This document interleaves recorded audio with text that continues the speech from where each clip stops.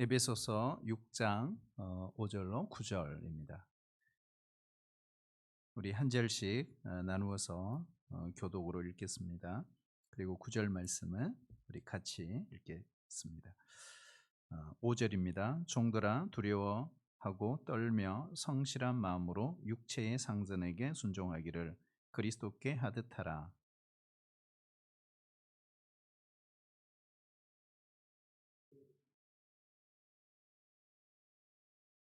기쁜 마음으로 섬기기를 주께 하듯 하고 사람에게 하듯 하지 말라.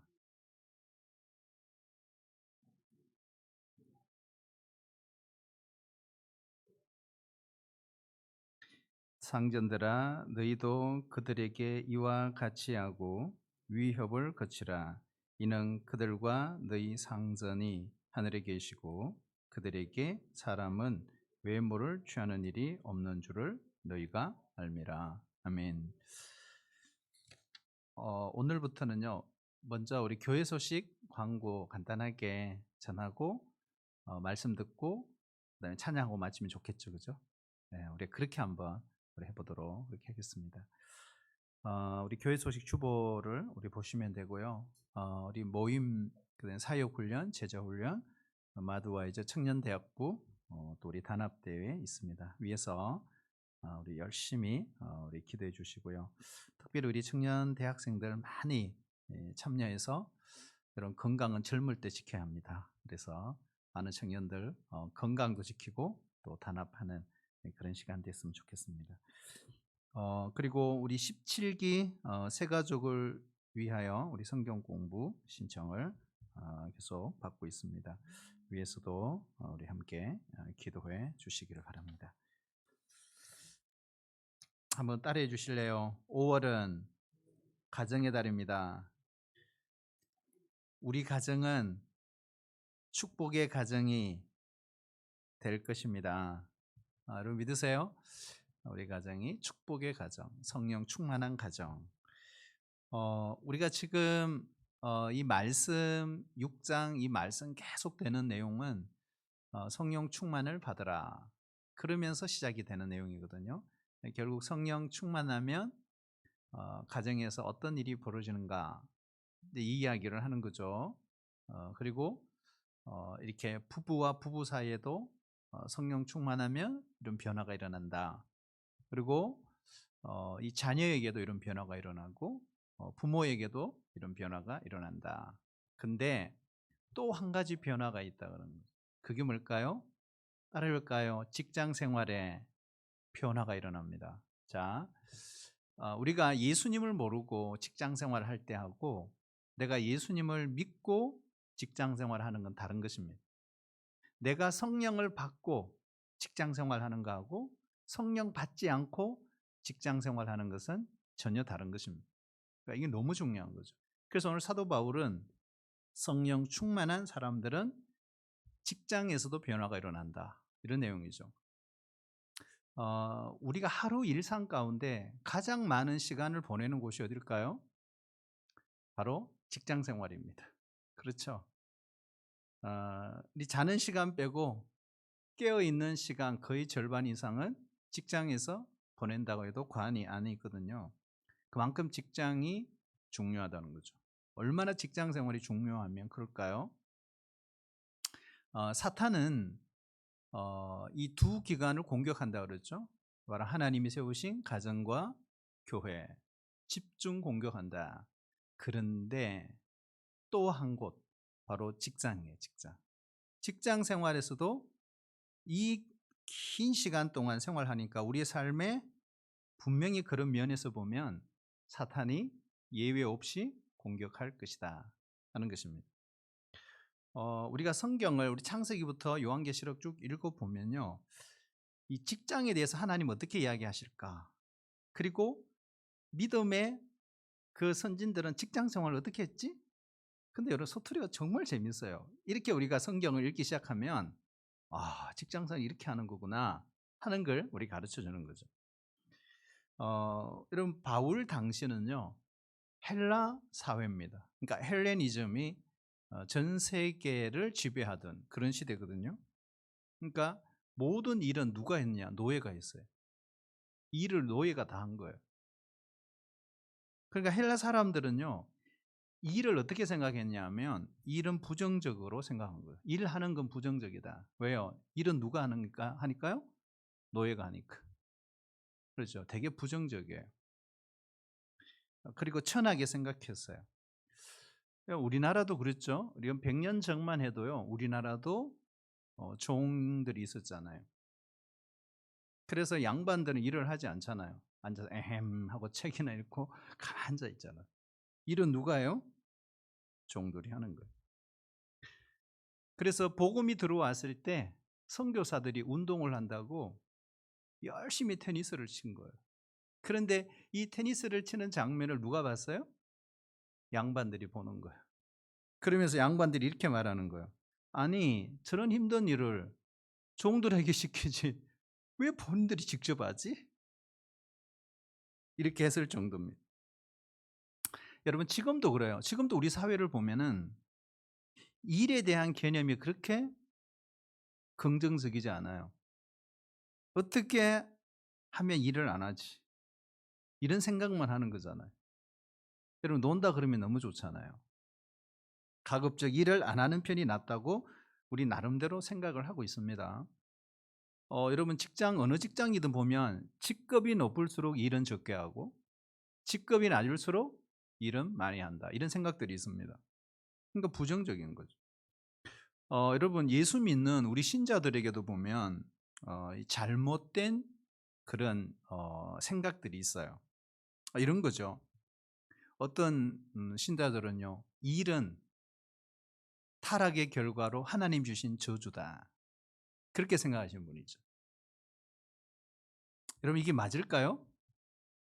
인간이 타락한 후에 하나님이 인간에게 일을 주셨다. 그러니까 일이 부정적인 거예요. 어떤 사람들은 이렇게 생각해요. 뭐 내가 예수 믿었으면 됐지. 그냥 간단하게 먹고 사는 정도로 생계 수단을 하면 되지. 그리고 한 달 열심히 일해서 월급 받아서 살아가는 그 정도. 그리고 그 이외에 더도 아니고 덜도 아닌 별 의미가 전혀 없는 그냥 먹고 살기 위한 그런 곳으로 생각하는 거죠. 그래서 우리 믿는 사람들에게 있어서 의미 있는 곳은 교회뿐이다. 그래서 교회는 영적이고 거룩한 곳이고 직장은 세속적이고 세상적이고 이걸 뭐라 그러죠? 이원론이라는 거죠. 그래서 딱 구분하는 거예요. 과연 그럴까? 여러분, 성경에 과연 그렇게 말할까요? 그렇지가 않아요. 결론적으로 말하면 따라올까요? 일은 축복입니다. 심지어 일은 예배다 이렇게 말하는 거예요. 오늘 함께 읽은 이 말씀에 보면 바울은 여기 뭐 종이라 말했지만 사실 오늘 말하면 직장이잖아요. 직장. 이 직장 생활은 예배와 깊은 관련이 있다 이렇게 말하는 거예요. 오늘 5절에 보면요. 종들아 두려워하고 떨며 성실한 마음으로 육체의 상전에게 뭐 하라 그랬죠? 순종하라. 누구 얘기하듯? 그리스도 얘기하듯. 그 6절 끝부분에도 보면 마음으로 행하라. 그렇죠? 하나님의 뜻을 행하듯이 마음으로 행하라. 7절에도 보면 기쁜 마음으로 이렇게 기쁜 마음 종이 어떻게 일을 기쁜 마음으로 해요? 그렇잖아요. 근데 기쁜 마음으로 섬기기를 누구에게 하든 주께 하듯 하라. 우리가 어떤 일이나 직장에 관한 이 내용을 우리가 정확하게 알려면요. 일에 대해서 정의를 내려놓은 것이 있어요. 그게 바로 창세기 1장 1절입니다. 우리 한번 같이 읽어볼까요? 시작. 태초에 하나님이 천지를 창조하시니라. 태초에 하나님이 천지를 창조하시니라. 그래서 우리가 성경책을 딱 열면 우리 하나님 어떤 분이시라는 거예요? 바로 온 우주 만물을 창조하신, 그러니까 우리 하나님은 자연과학자. 그렇죠. 문과가 아니에요. 이과로 시작하고 있어요. 예배하라, 그렇죠? 전도하라 이렇게 시작하지 않고 있어요. 천지를 창조하신 하나님. 그러니까 이게 보면 하나님은 뭘 하신 분이에요? 일을 하신 분이에요. 그러니까 성경의 첫 장, 첫 페이지, 첫 줄은 뭐예요? 하나님 일하셨구나. 그죠? 우리 하나님 마치 건축가처럼 만물을 설계하시고 직접 그 만물을 지으신 거예요. 그리고 그 지으신 한 동산에 사람을 두셨습니다. 그리고 최초의 명령이 뭐죠? 최초의 명령. 이건 뭘까요? 여호와께서 그들에게 복 주시되 이렇게 시작하잖아요. 복 주시되 최초의 명령 생육하라 번성하라 다스리라 정복하라 충만하라. 그렇죠. 이게 뭐예요? 다 일이잖아요. 그래서 하나님은 우리 하나님이 일을 하시는 하나님이시잖아요. 그래서 지금도 일하시잖아요. 보이지 아니하시는 하나님이 지금도 일하고 계세요. 그래서 일하시는 하나님이시니까 인간을 만드시고 그들에게 뭐예요? 일을 하라 말씀하신 거예요. 우리가 창세기 1장, 2장 읽어보시면 아담이 했던 일이 있어요. 성경이 정확하게 기록하고 있죠. 아담이 요즘 어떤 일을 했을까요? 따를까요? 짐승의 이름을 다 지어줬습니다. 그렇죠? 짐승의 이름을 누가 지었어요? 아담이. 천재예요, 천재. 예? 뭐 글씨가 있어요. 뭐가 있어요. 예? 그렇잖아요. 그러니까 아담이 부르는 것마다 이름이 돼버린 거예요. 그런데 기가 막힌 거는 그 이름이 지 마음대로 지은 게 아니에요. 그 짐승의 특징과 모든 걸 파악할 줄 아는, 그러니까 본질을 파악하고 이름을 지어버린 거예요. 이게 뭐예요? 하나님의 형상을 입은 인간의 대단한 능력이에요. 그렇죠? 아담은 거의 하나님은 아니지만 하나님 가까이 가 있는, 얼마나 일을 열심히 했을까요? 그러므로 여러분, 이 일은 이미 타락하기 이전에 우리에게 주어졌다는 것이 성경의 팩트입니다. 타락한 이후에 하나님이 인간의 저주로 주신 것이 일이 아니에요. 잘못 알고 있는 거예요.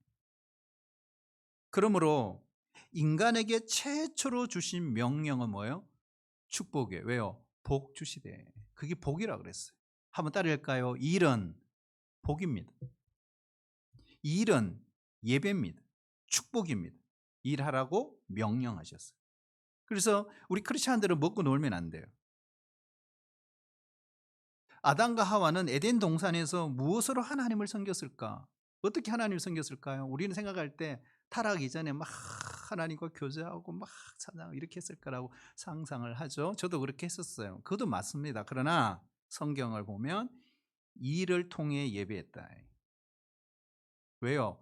에덴 동산을 다스리고, 하나님 그러잖아요. 가꾸고 지키라 이렇게 말했어요. 그러니까 그런 일을 통해 하나님을 예배한 거예요. 그러니까 일은 곧 예배예요. 예배가 일은 아니에요. 어떤 사람은 예배는 노동이야 뭐 이렇게. 일은 예배입니다. 여러분 구약 제사를 보세요. 구약 제사를 보면요. 여러분 제사가 뭐죠? 제사라는 것은 이스라엘 백성들이 가축을 끌고 오고 자신들이 지은 농사, 곡식을 가져와서 때로는 불태우기도 하고 흔들어서 하나님께 드렸던 행위, 그게 제사입니다. 그런데 그렇게 예배를 드렸어요. 곡식과 가축은 어떻게 얻습니까? 어떻게 얻죠? 가만히 있으면 곡식이 생기나요? 가축이 갑자기 생기나요? 아니잖아요. 뭘 해야 되죠? 일을 해야 되는 거예요. 결국에는 일을 통해 얻은 열매가 뭐예요? 그게 가축이었고 곡식이었고 그것을 하나님께 드린 거죠. 일은 예배입니다. 일의 열매를 그러면 어떻게 얻었을까? 내 노력만으로 가능할까? 내가 한 달 열심히 일했어요. 내가 노력해서 얻은 결과다. 그렇게 생각하세요? 과연 그럴까요? 예를 한번 들면, 여러분 농부가 밭에 나가서 열심히 씨를 뿌렸어요. 그렇죠. 저희 아버님도 보니까 매일 나가시더라고요. 그래서 어제 통화를 하니까 고추 400포기 심었다 이러시더라고요. 아버지 왜 그랬어요? 말려도 안 돼요. 말려도 안 돼요. 계속 일을 하잖아요. 여러분 그렇게 뿌리고 물을 줬어요. 그리고 저녁에 집으로 돌아왔습니다. 저녁을 먹고 씻고 쉬어요. 잠을 자요. 여러분 그러면 어떤 일이 일어날까요? 어떤 일이 일어날까요? 자, 농부가 일을 안 하잖아요. 잠을 자고 있어요. 쉬어버려요. 그러면은 뿌린 씨앗도 어떻게 해요? 활동을 멈추는가? 만일 농부가 일을 멈출 때 씨앗도 일을 멈춰버리면 어떻게 해요? 씨앗도 죽어요. 그러나 그런가요? 실제로 그렇지 않죠. 밤에 놀라운 일이 일어나잖아요. 농부는 피곤해서 고라 잠자리에 떨어집니다. 그런데 그 시간에도 씨앗은 자랍니다. 누군가가 농부 대신 일을 하고 있는 거죠. 여러분 누가 일하나요? 하나님이 일하십니다. 믿으세요? 하나님이 일하시는 거죠.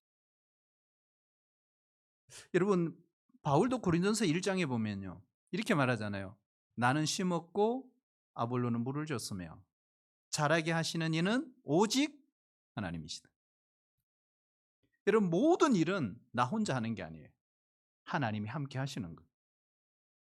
여러분 요셉이 직장 생활을 할 때 하나님이 함께 하심으로 형통하였더라. 감옥에 들어갈 때도 하나님이 함께 하심으로 형통하였더라. 총무로 일할 때에도 하나님이 함께 하심으로 형통하였더라. 혼자 직장 생활하는 게 아니라는 거예요. 혼자 힘으로 절대로 할 수 없습니다. 여러분 보이지 않는 하나님께서 우리와 함께 일하심을 믿으셔야 합니다. 내가 아무리 작은 가게를 경영해도 여러분 그 생각을 갖고 하셔야 합니다. 우리 가게 구석구석에 하나님이 함께 하세요. 그래서 우리는 일의 열매를 얻는 것이죠. 나 혼자 직장 생활을 한다고 생각하면 안 돼요. 피곤해 못해요. 목회도 나 혼자 열심히 한다 못해요. 하나님이 함께 하시는 거예요. 그래서 하는 거죠. 일주일 내내 교회 밖에 나가서 하는 그 모든 일 가운데 하나님이 함께 하신다는 것이 성경의 메시지입니다. 그래서 우리가 일을 해서 첫 열매가 바로 11조잖아요. 하나님께 드리는 이유가 그래서 그런 거예요. 11조 헌금은요, 나의 수입이 나 혼자 수고해서 얻은 것이 아니라 하나님이 함께 일하셨음을 믿음으로 고백하는 거예요. 하나님, 나는 심고 물을 주셨지만 아니죠. 주었지만 자라게 하신 이는 하나님이십니다. 내 노력만으로 얻은 것이 결코 아닙니다. 이걸 담아서 드리는 게 11조지 않습니까? 여러분 일은 저주가 아닙니다. 그럼 뭘까요? 일은 예배예요. 직장 생활은 예배입니다. 축복입니다. 그래서 신자는 이러한 믿음의 태도와 생각을 갖고 직장 생활을 해야 행복한 거예요. 그러므로 일은 하나님이 우리에게 주신 놀라운 축복이죠. 일이 이렇게 축복이고 예배고 우리가 직장 생활이 이렇게 좋은 것이라면 우리가 어떻게 일을 해야 될까요? 여러분 내일부터 확 바꿔야 합니다. 그렇잖아요. 바꿔야 돼 이게. 어떻게 해야 될까요? 아침에 엄마가 눈을 비비면서 그렇잖아요. 기쁜 마음으로 일어났어. 어제 목사님 그런 이야기 했지. 그러면서 이렇게 아이고 맨날 이놈의 밥을 내가 해야 되나. 이게 아니에요. 하나님 오늘도 하나님이 나에게는 귀한 축복을 주셨군요. 할렐루야 하고 밥을 하라는 거예요. 여러분 남편이 출근을 해요. 우리가 출근을 할 때 하나님 오늘 나에게 이 직장을 축복으로 주셨군요. 내가 이를 통해 하나님을 예배합니다. 하나님을 영광해내겠습니다. 하나님을 반사해내겠습니다. 그렇게 감격하면서 출근을 하세요. 이게 뭐예요? 신자가 직장 생활을 대하는 태도입니다. 이거는 무의식 속에 우리를 쇠뇌하는 게 아니에요. 실제로 그런 거예요. 우리 학생들은 학교에 갈 때 어떻게 가야 돼요? 야, 오늘 7교시까지. 이러면 안 돼요. 우리 하은이는 학교 가는 건 너무너무 좋아하더라고. 왜요? 일주일에 3번씩 배구를 하거든요. 그리고 토요일 날도 배구해요. 그러니까 시퍼렇게 멍들어서 와서 아빠 이거 봐. 이렇게. 배구 때문에 학교 가는 것 같아요. 여러분 학생들은 학교 갈 때 어떻게 해야 될까요? 우리 학생들은 압니다. 우리 같이 한번 따라해볼까요? 우리 학생들 따라해볼까요? 공부는 예배다. 공부는 예배예요. 그렇잖아요. 우리 학생들이 직장이죠. 학교잖아요. 학교. 그래서 오늘 사도 바울은 오늘 종들에게 먼저 이야기합니다. 여러분 이 종이라는 것은 우리가 좀 부담스럽지만 요즘 말하면 근로자, 고용된 사람. 그런데 내용은 어떨까요? 순종하라. 그들이 할 일은 순종이다 이렇게 말합니다. 우리 5절 읽었잖아요. 종들아 두려워하고 떨며 성실한 마음으로 육체의 상전에게 순종하기를 그리스도께 하듯 하여. 무슨 말일까요? 이 고용주 입장에서 말하면 고용주의 권위를 인정하라 이런 뜻입니다. 우리가 직장 상사가 있죠. 그리고 우리 위에 가장 높은 사장님이 계세요. 권위를 인정하라는 것입니다. 근데 여러분 이게 쉬워요, 어려워요? 엄청 어렵습니다. 어려운 명령입니다. 근데 여기에 보면 종들아 했을 때 이 종이 어떤 종이에요? 어떤 종입니까? 예수 믿는 종이에요. 이게 중요해요. 예수 믿는 종. 그 주경학자 윌리엄 바클레이는 이렇게 주석을 합니다. 바울이 그 당시 이 서신서를 쓸 때 로마에는 7천만 명의 노예가 있었다. 그러니까 로마 인구의 절반이 노예였다는 거예요. 1억 4천만 명 정도 되는데 절반 이상이 노예였다는 거예요. 그런데 이 노예들을요, 오늘 우리가 생각하는 노예로 생각하면 성경을 잘못 보는 거예요. 우리가 생각하는 그런 노예가 아닙니다. 여러분 로마 당시 로마 제국 시대의 노예들은요 공부를 정말 많이 한 사람들이에요. 우리가 이거 알아야 됩니다. 공부를 엄청 한 사람들이에요. 오늘날로 말하면 박사학위 갖고 있는 사람들, 정말 똑똑한 노예들입니다. 당시의 의사는 대부분 노예입니다.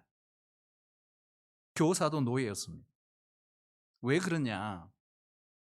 주로 주인의 자녀들을 가르치는 가정교사로 썼거든요. 이 로마는요, 다른 나라를 침공해서 정복을 하면 나중에 아무나 노예로 잡아오지 않았다고 합니다. 노예로 잡아온 사람들은 첫 번째가 뭐냐? 신체 건강한. 두 번째는 얼굴이 잘생겨야 된다. 저처럼. 저도 노예로 끌려갈 가능성이 높아요. 신체 건강하진 않는데. 세 번째는 똑똑해야 돼요. 이게 노예 조건입니다, 여러분. 세 번째는 공부를 많이 한 사람. 그래서 대체로 로마 제국 시대에 끌려오는 그 노예들은 대부분 전문 직종에 있었던 사람들이에요. 이런 사람들이요, 로마 제국에 잡혀와서 학대를 받는 거죠. 봉급이 어디 있어요? 인격적인 대우를 전혀 못 받죠.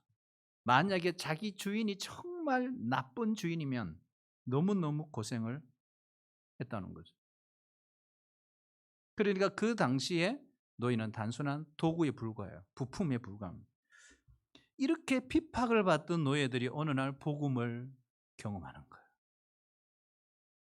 놀라운 일이 일어나지 않겠어요? 그렇죠. 복음을 경험하는 거예요. 어쩌면 이 노예들에게 있어서 복음을 받아들이는 것은 당연한 일일 수도 있습니다.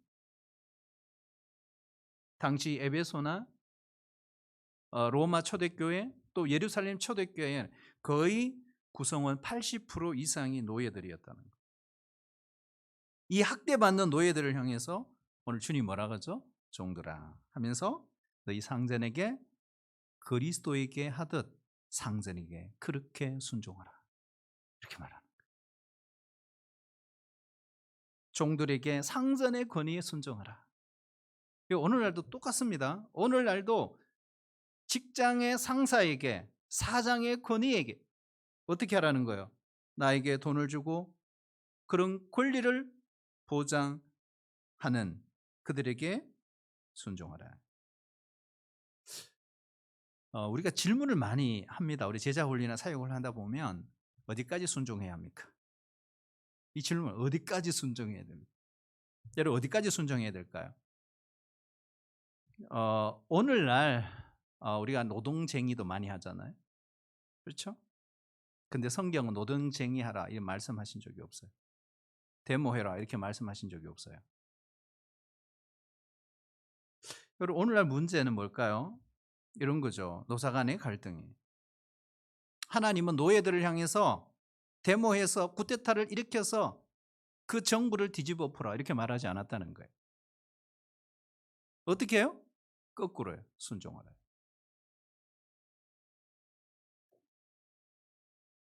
여러분 이게 하나님의 방법이죠. 그런데 참 놀라운 게 있어요. 인간이 생각하는 그 문제를 인간의 생각에서 푸는 것하고 하나님께서 그 문제를 풀어가는 방식은 완전히 다르다. 하나님의 방법을 따랐던 이 로마를 우리가 주목해 봐야 합니다. 로마 초대교회 성도들이 80% 이상 노예로 차지했다 그랬잖아요. 근데 그 노예들이 어떻게 해요? 복음을 경험하고 예수님을 인격적으로 만나고 하나님의 말씀을 받아들였죠. 그러면은 이 말씀에 순종했을까요? 안 했을까요? 순종을 한 거예요. 순종을 했어요. 자, 중요한 거는 어떤 일이 일어났을까 하는 거예요. 이게 중요해요. 순종했어요. 어떤 일이 일어났을까요? 나를 핍박해요. 학대해요. 근데 놀랍게도요. 그 어느 곳보다 로마에서 가장 빨리 노예 제도가 없어졌어요. 하나님의 방법입니다. 당시 노예들은요. 이 하나님의 말씀에 순종했어. 오늘 말씀 뭐예요? 열심히 일했어요. 눈치 보지 않았어요. 정말 말씀 그대로 주님 섬기듯 상전을 섬겼어요. 당시 로마 지도청 우리 다 압니다. 뭐 폼페이 도시의 그 멸망을 우리 다 알잖아요. 당시 로마의 지도청들은 정말 성적으로 도덕적으로 너무너무 타락해 버렸어요. 그래서 이 로마의 귀족들이요. 자기 딸이 있잖아요, 딸. 그 딸들을 다른 귀족에 줄 수가 없는 거예요. 왜요? 아니까. 줄 수가 없는 거예요.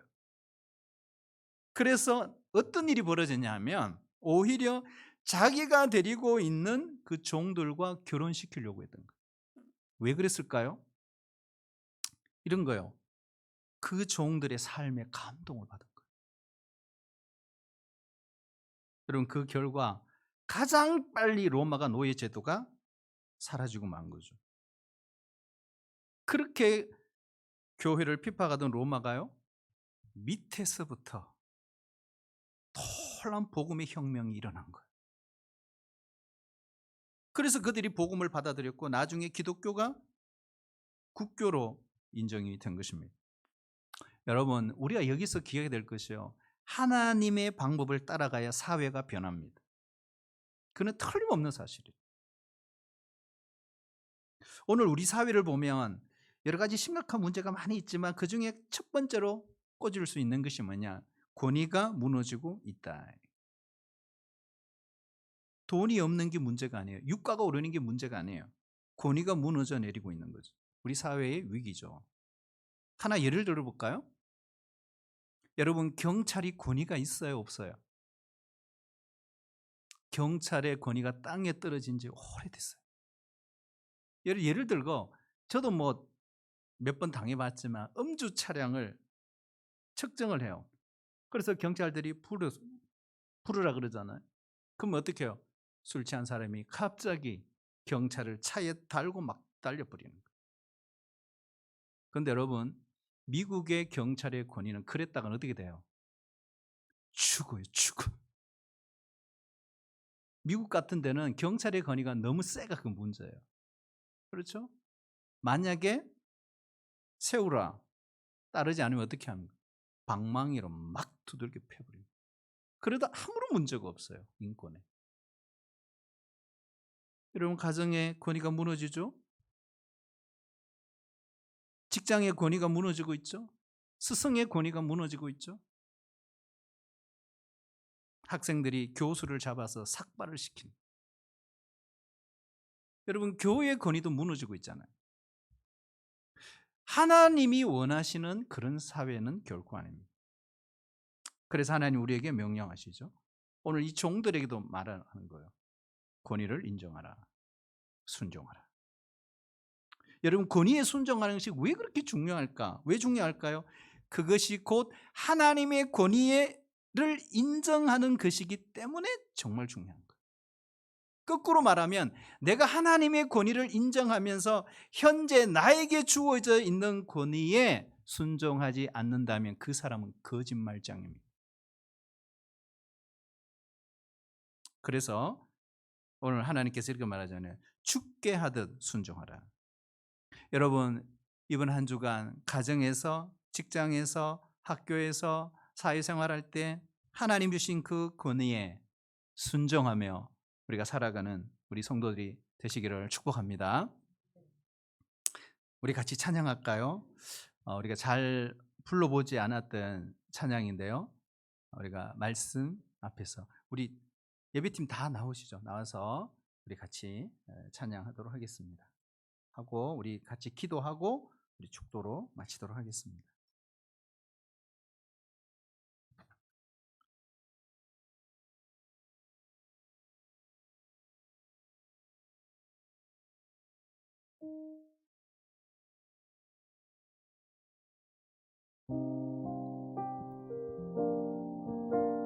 오늘 말씀을 생각하면서요, 같이 찬양할까요? 말씀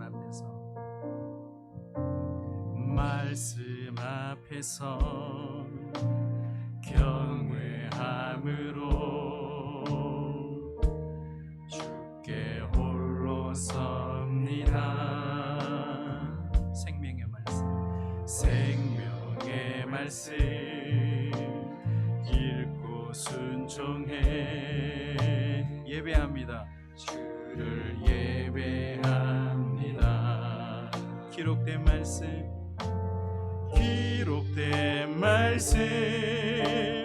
힘이 있어서 진리로 우릴 거룩해 하며 거룩한 말씀 세세 영원히 복음이 되어 말씀하시네.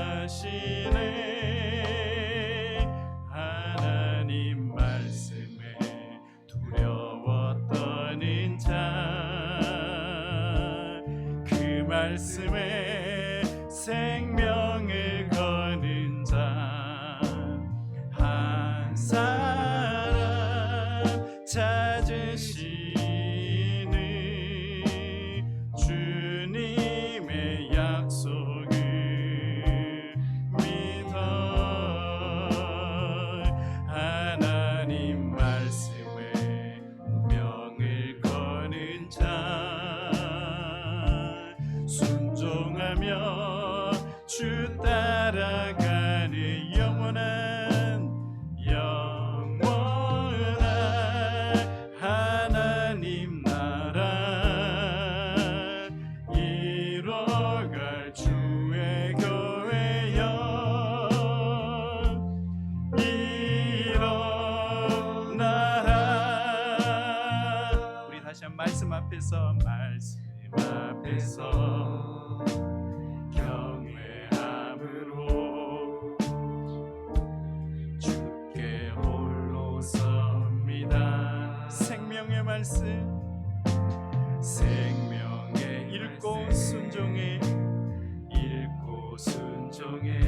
예배합니다. 주를 예배하면 기록된 말씀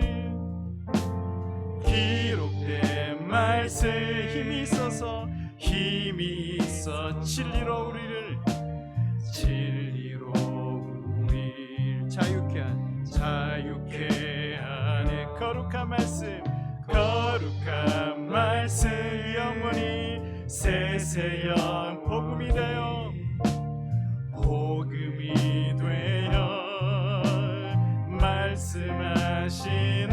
말씀하시네.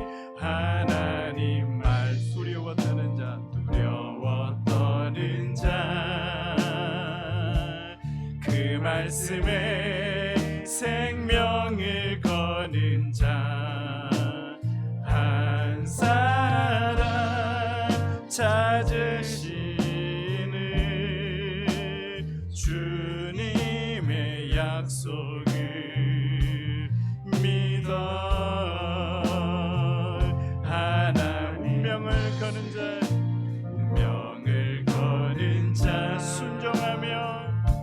순종하며 주 따라가는 자 영원한 하나님 나라 이뤄갈 주의 교회여 일어나라.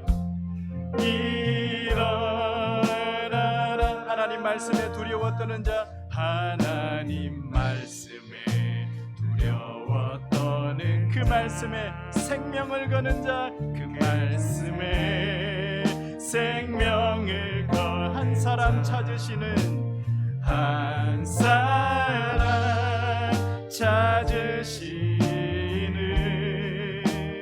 주님의 약속을 믿습니다. 하나님 말씀에 명을 거는 자 순종하며 주 따라가는 자 영원한 하나님 나라 이뤄갈 주의 교회여 일어나라.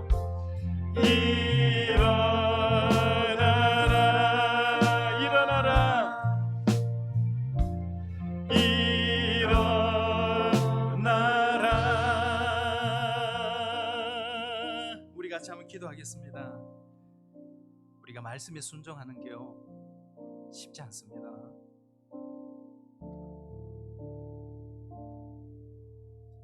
오늘 이 말씀을 여러분 순종하며 살았던 그 2000년 전의 초대교회 종도리가 말하는 그 성도들 한번 생각해봐요. 여러분 얼마나 힘들었을까요? 얼마나 고통스러웠을까요? 여러분 그 고통이 있지만 힘들지만 하나님 말씀에 목숨을 걸고 생명을 걸고 성도를 건 사람들이에요. 여러분 우리는 어때요? 우리는 어떻습니까?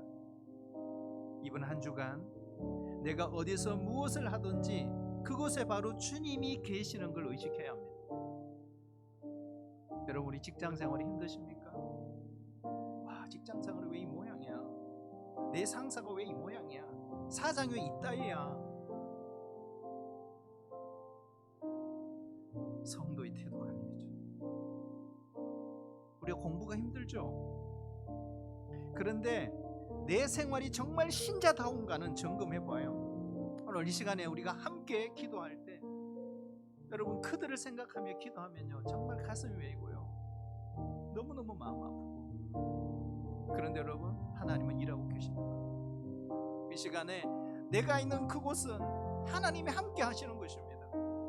내가 있는 그곳은 아무리 열악한 곳이라도 아무리 내가 힘들어도 내가 그렇게 대우를 받지 못해도 내가 이렇게 열심히 하는데도 나를 갈구고 내가 이렇게까지 해야 되나 억울하고. 근데 중요한 거는 뭐예요? 하나님이 거기 계신다니까요.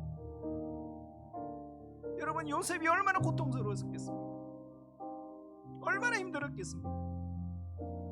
여러분, 사드락과 메삭과 아벳노고가 얼마나 힘들었겠습니까? 다니엘이 얼마나 고통스러웠겠습니까? 하나님이 이곳에 함께 계신다. 말씀의 승부를 걸고 거기에 내 운명을 걸고 하나님을 두려워할 줄 아는 사람들, 이 시간에 우리 같이 한번 기도할까요? 하나님, 이번 한 주간 말씀 앞에 살겠습니다. 하나님, 이 말씀이 우리의 하나님 아버지여 내리를 때리는 것이 아니라 우리의 삶으로 녹아지게 주시옵소서. 삶으로 증명해야 합니다. 우리의 몸으로 산지어물이 되어야 합니다. 하나님, 우리 같이 한번 통성으로 주님 앞에 우리 같이 한번 주여 한번 외치고 기도하도록 하겠습니다. 주여, 하나님 아버지, 말씀대로 사는 것은 결코 쉽지 않습니다. 하나님 아버지, 2000년 전에 초대교회 성도들은 비록 신분이 종이었지만 종들아, 사람 눈치 보지 마라. 두렵고 떨림으로 성실한 마음으로 온 마음을 다해 너희 상전에게 순종하라. 그들의 권위를 인정하라. 그들은 학대를 받고 고통을 받으면서도 하나님의 말씀을 순종해냈습니다. 하나님 아버지, 우리는 어떻습니까? 하나님의 말씀을 얼마나 가볍게 여깁니까? 하나님의 말씀을 무겁게 여기지 않습니다. 모든 것을 인간적인 생각으로 판단하고 하나님 아버지는 세상의 가치로 모든 문제를 해결하려고 하는, 그러나 하나님의 방법으로 하나님은 더 놀라운 일을 행하십니다. 하나님 아버지, 우리에게 말씀에 순종할 수 있는 은혜를 주시옵소서. 우리가 어느 곳에서 무엇을 하든지 그곳에 바로 주님이 계심을 의식하게 하여 주옵소서.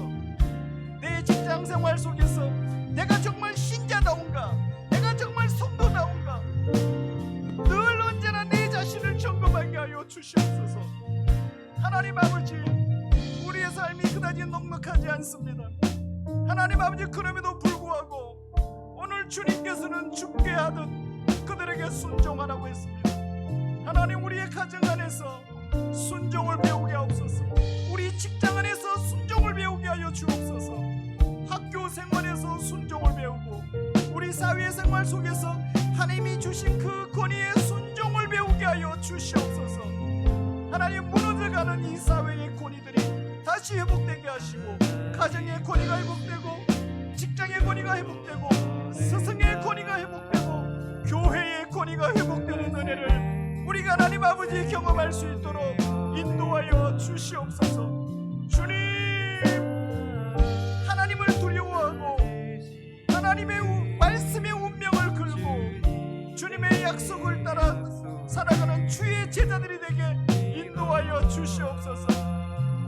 하나님 말씀에 운명을 거는 자, 순종하며 주 따라가는 자, 영원한 하나님 나라 이뤄갈 주의 교회여, 일어나라. 하나님 말씀에 하나님 운명을 거는 자,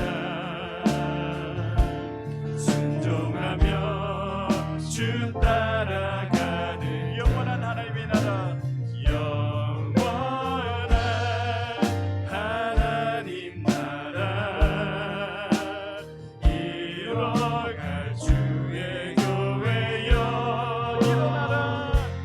일어나라.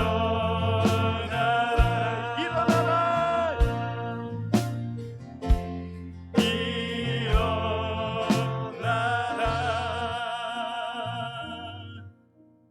하나님,